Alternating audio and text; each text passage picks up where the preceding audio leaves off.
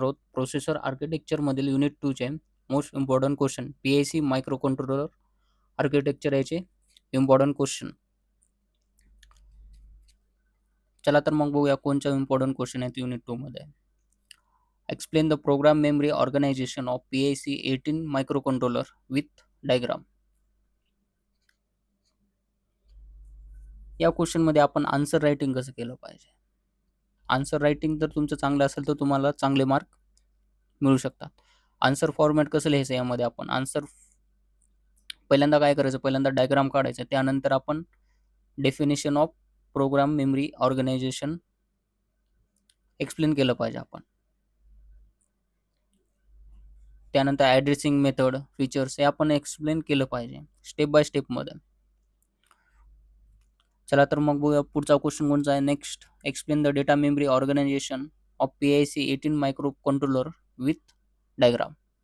हा 8 मार्काला येऊ शकतो क्वेश्चन. हा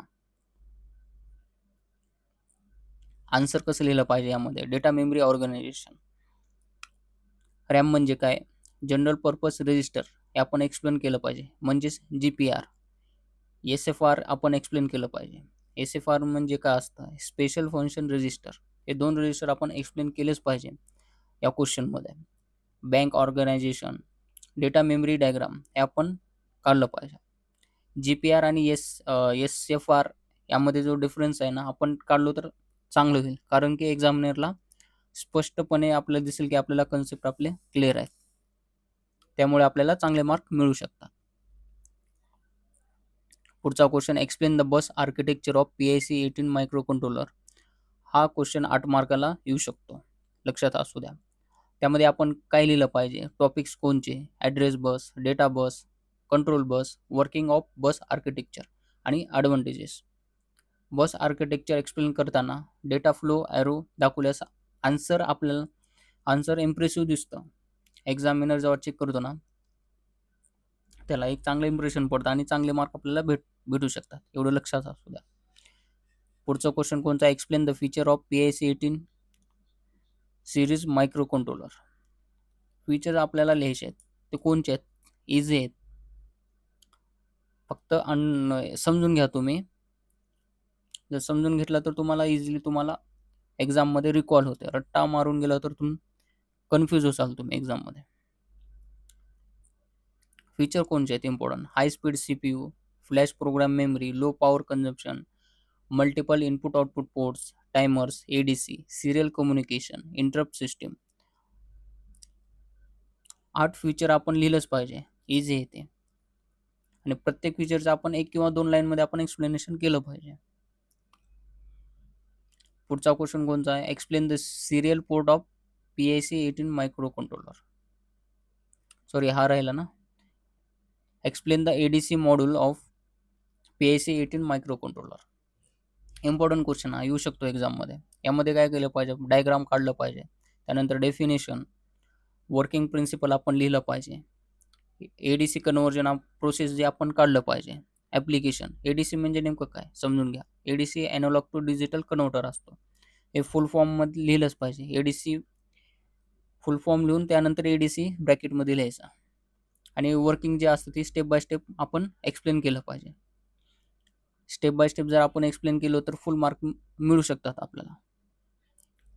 पुढचा क्वेश्चन कोणता, explain the serial port of PIC 18 microcontroller. यामध्ये काय केलं पाहिजे आपण, definition, USART, transmission, reception, application. Student, serial कम्युनिकेशनचा ब्लॉक डायग्राम जर तुम्ही काढलो तर आन्सर कंप्लीट होतं, एवढं लक्ष असू द्या.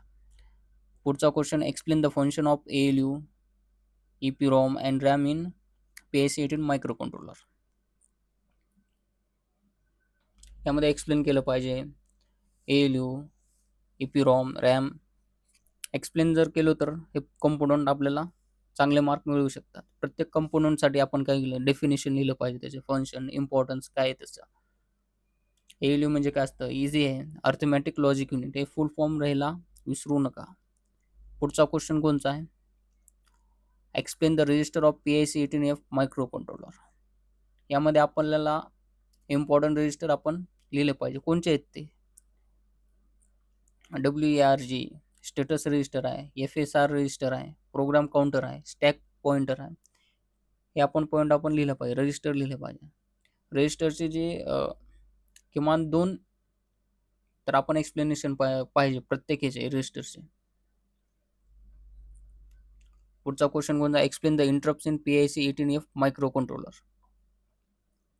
यामध्ये आन्सर रायटिंग कसं केलं, फॉर्मॅट कसा असेल आन्सरचा. पहिल्यांदा डेफिनेशन, टाइप्स ऑफ इंटरप्ट,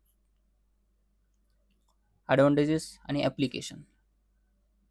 इंटरप्टचा तर फ्लो डायग्राम जर आपण काढल्यास आपल्याला आन्सर चांगले मिळू शकतात, एवढं लक्षात असू द्या तुमच्या. ओके.